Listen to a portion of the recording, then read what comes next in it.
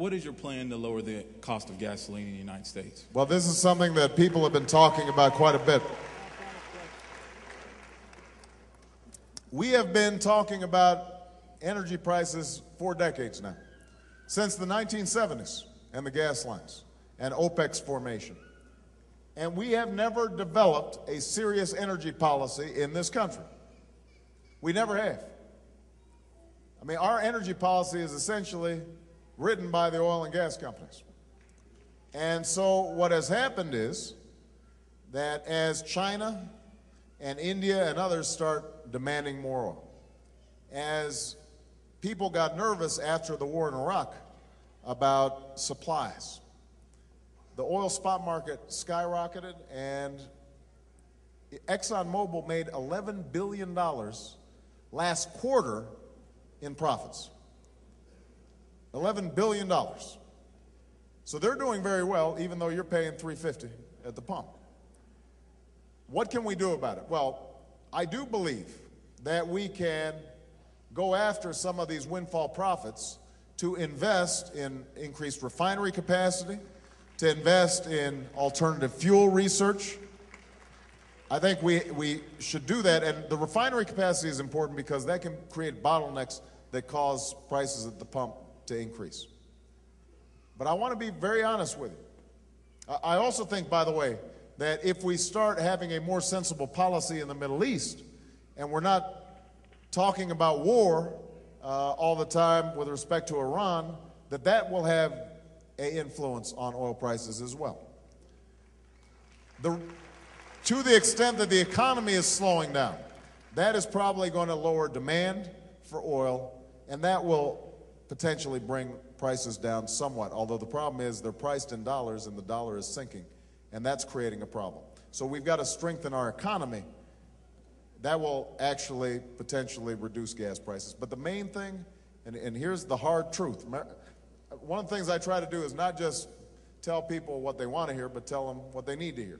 The hard truth is the only way to, over the long term, reduce gas prices is to reduce demand. And the only way to reduce demand is if we are creating more fuel-efficient cars, increasing gas mileage. And I went to Detroit. I gave a speech, not to the environmental groups, but to the automakers in Detroit, and I said, you need to change your ways. We will help you. We'll invest in coming up with alternative technologies. We'll invest billions of dollars in looking for alternative fuels like cellulosic ethanol.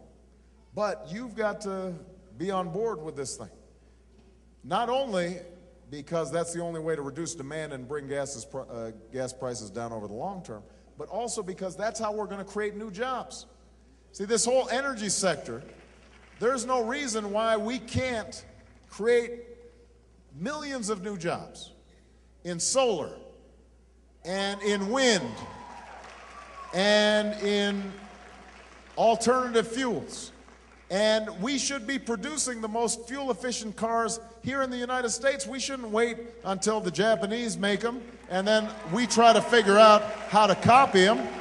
We've got the best workers, the best scientists, the best minds, but we're not investing in it. That's why I've put forward a plan that says we're going to charge polluters for the carbon that they send in the atmosphere, and we're going to use billions of dollars to reinvest in these new technologies. That is going to happen, but I'll be honest with you. I won't get sworn in until January. So in the meantime, what kind of car do you drive?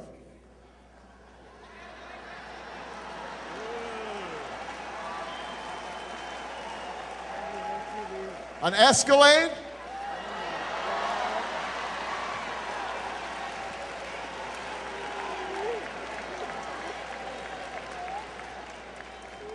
I'm sorry, man, but this is what I'm talking about right here.